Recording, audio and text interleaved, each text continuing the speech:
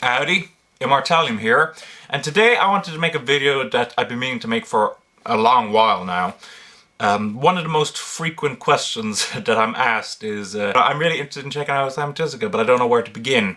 And that's quite a logical question. For those of you who are not aware of who Osamu Tezuka is considered the god of manga, or the Kami-sama no manga.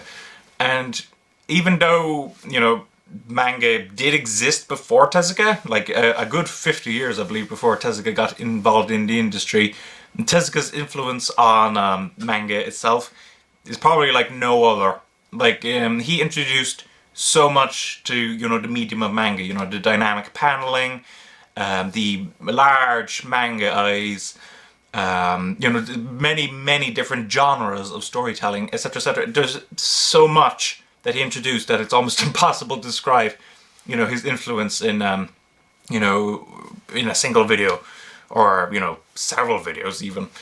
That's how significant his influence has been.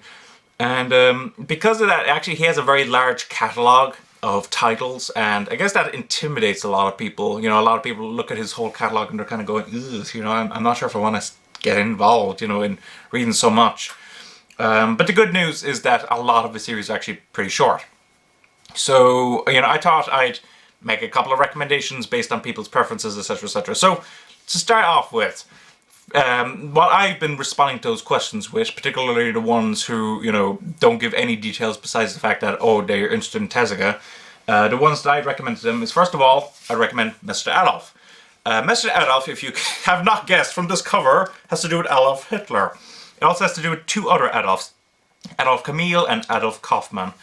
And it's the story of three Adolfs, basically. And we meet our lead character, which is Sohei, and he's at the Berlin Olympics, and he starts getting involved in this conspiracy, and it's to do with, the genetics of Hitler. Let's just simply put it like that. Anything beyond that would probably be a spoiler. And it's a political thriller, and it's a superbly told tale with, great artwork. At this point, you see, this was drawn in the last decade of Tezuka's life, so his art here is among the most detailed. It's also a lot more realistic, which a lot of people like. You see, the problem with that a lot of people have for Tezuka's earlier works is that the art is very how can one describe it? It's very old style, and some people don't like that. So, if you're into seinen manga, you'll be more comfortable with the art style that he's chosen in this book. So overall, I would highly recommend that people pick this up, and it's complete in literally just 2 hardcover books. This is everything. So, for the people who want to get into that, I would definitely recommend that people check it out. It's one of my favorite manga, and I believe I actually did a review on this. It's an older review, so I'm probably stiff as hell in it. But, yeah. The other one I've been recommending to people, if I don't know anything about them, is Blackjack. Blackjack is the second most famous thing that Osamu Tezuka ever did, and is his most popular manga among adult readers. And Blackjack is basically about an unlicensed surgeon called Blackjack. He charges enormous prices for surgeries, and he's exceptionally talented. Each story is episodic. Like, really all you need to read is the very first story, and then is it the third story? I think it might be, which introduces another important character. Oh, it's the fourth one, sorry. The fourth story. So once you've read the fourth story in the first book and the first story, you can read the stories in pretty much any order you want. Although, I do find that there are some continuing elements, but it's an episodic. That's the thing I should definitely point out. But there's a lot of very interesting stories that Tezuka created. You could tell that he put a lot of effort into this series. And actually, another thing that I find particularly interesting is Tezuka, not only was he a mangaka, but he was a doctor. Now, he never practiced as a doctor. Basically, he decided to go into manga while he was doing his studies for becoming a doctor. And rather than give up the, studying for a doctor, he actually decided to finish it out. So he finished it off, and then he, really devoted himself full-time to manga.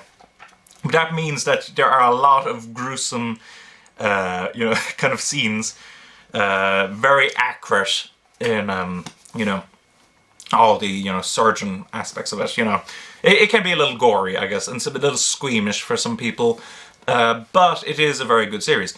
Now, what probably will be the most off-putting to a lot of people, when I recommend this series, is the fact that volumes, like certain volumes in the later series, like I know volume 6, for instance, is out of print. I would really love to pick up volume 6, but I can't find it for a decent price anywhere. But the first 5 volumes are in print, and, it's all about demand. So if enough people buy the first 5 volumes of Blackjack, Vertical will, reprint the other, 6 to 17 volumes of Blackjack. So overall, what I'm simply saying is don't let the fact that the later volumes are out of print put you off, because it is a good series.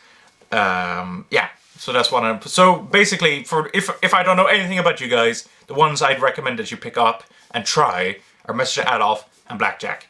Now, once I start getting a little bit more details, that's when I can be a bit more specific. So let's start off with the people who are really into shonen.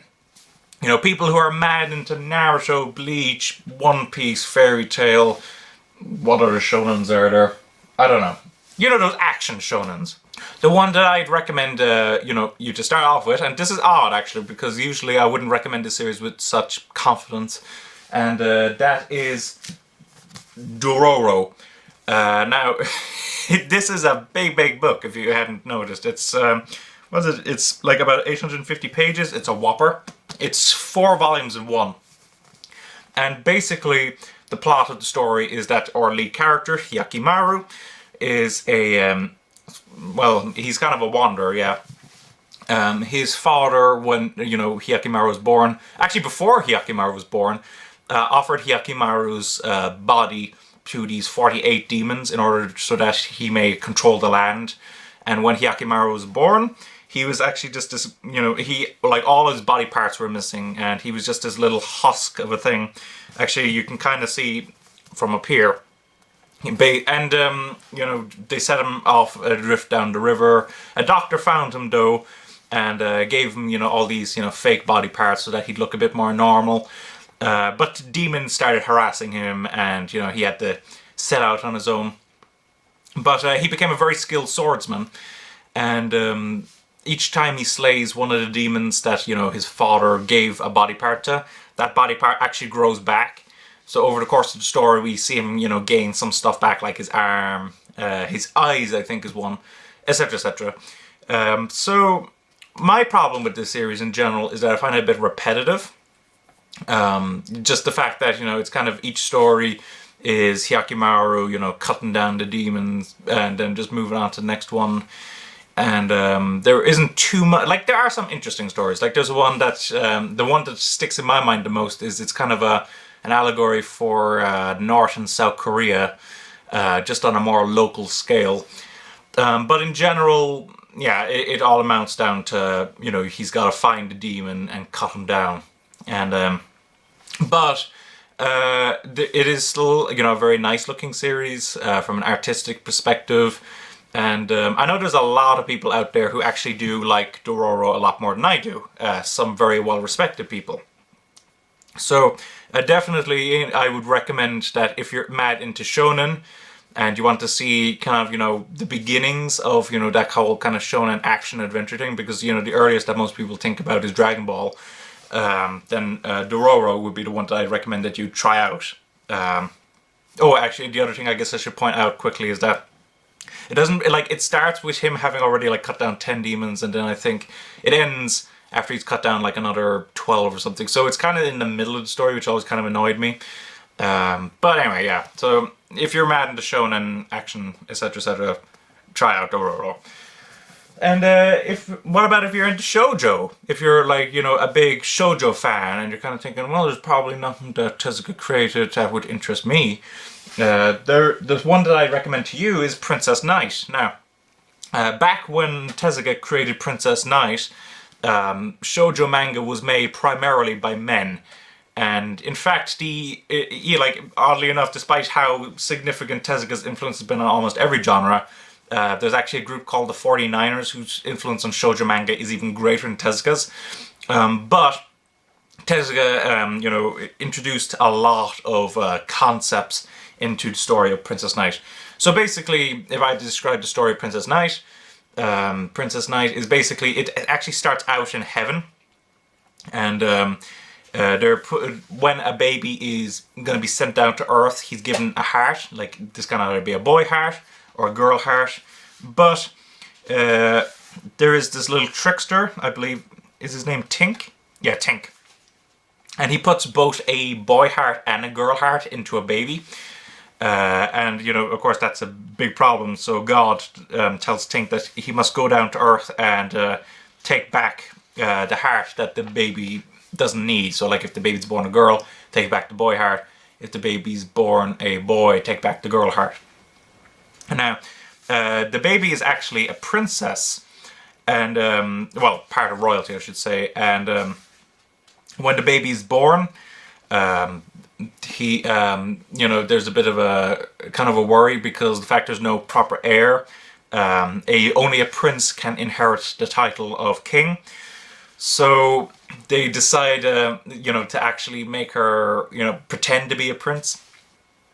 Which of course works pretty well because she has a boy heart. Anyway, not that they know that. And that's, so that's how the story begins. And there's a lot of, heroics, there's a lot of great comedy moments. It's got a very, very clean art style. Very, like, a lot of people compare it to Disney. And definitely it probably shows a lot more influence from Disney than a lot of other Osamu Tezuka works. But a lot of shoujo elements was introduced in this. The cross-dressing protagonist. Actually, he introduced the sparkle in Sapphire's eyes. I'm not sure if you can see that. That's a very popular thing that a lot of shoujo artists have continued on since then. And so a lot of shoujo influences have been done through this manga. This is definitely one of the big influences on modern shoujo manga. So if you're a shoujo fan, I would recommend that you check this out. This next one is a bit awkward now in that it is my favorite Tezuka work, but I'm not exactly sure if it's the best Tezuka work to start out on. Because it's my favorite, I'm going to still recommend it anyway. It's called Ayako. And Ayako is basically a story of, Jiro Tenge returns from World War II. His family are a bit ashamed of him because of the fact he didn't actually die in combat. He returns home, there's a girl who he's never met before, and he's kind of trying to figure out who the parents are, and he starts to find out, oh my god, like there's some weird breeding happening on here, so it's a bit of an awkward situation for him. And in fact, I would say that this is a very tough manga to read at some points. There's a lot of very, very strong content in it, like incest, rape, murder. It's a tough manga. And in comparison to a lot of Tezuka's other works as well, which include a lot of comedy, Ayako is pretty, light on that. There's very little comedy in this, so it's a tough read. But the storytelling is absolutely amazing. It combines real-world historical events along with the struggles of this family, and it does it with such finesse and perfection. It's one of my favorite manga that I've ever read, and I would highly recommend people check it out. But maybe, I don't know, maybe wait a little while and check out some of his other works before starting out and into this. So I think that, considering the runtime of this video, that's a pretty decent kind of selection of Tezuka stuff that I recommended to you. So just to categorize, if you're kind of a general manga fan, I would recommend that you start out with Message to Adolf or Blackjack, simply because they are both well-told stories, and the questionable content that a lot of people associate with some of Tezuka's works aren't quite as present in there. Of course, there are some strong content in Mr. Adolf, of course, but nothing more than you would find in your R-rated movie or 18s film, depending on if you're America or Britain. And then Blackjack is, just some very interesting stories. There's a couple of weak ones as well, I should point out, but that comes with the episodic format. If you're a shonen fan, try out Dororo. You know, it's very much had a big influence on, you know, all, you know, modern action shonen adventures today. And then, if you're a shoujo fan, Princess Knight. Because it too had a very large impact on, shoujo manga, modern shoujo manga. So yeah, that's all the ones that I'm going to recommend here now. If you guys want to, if you think that I've left out another Tezuka work that you think might be a very good introduction point, to his, catalog, be sure to mention it in the comments below. And hopefully this video will be useful. I know that there has been, certainly a demand for this video, simply because of the number of questions I've gotten, and hopefully it will be useful to some people. So yeah, thanks for watching. Don't forget to comment, rate, subscribe, and bye-bye.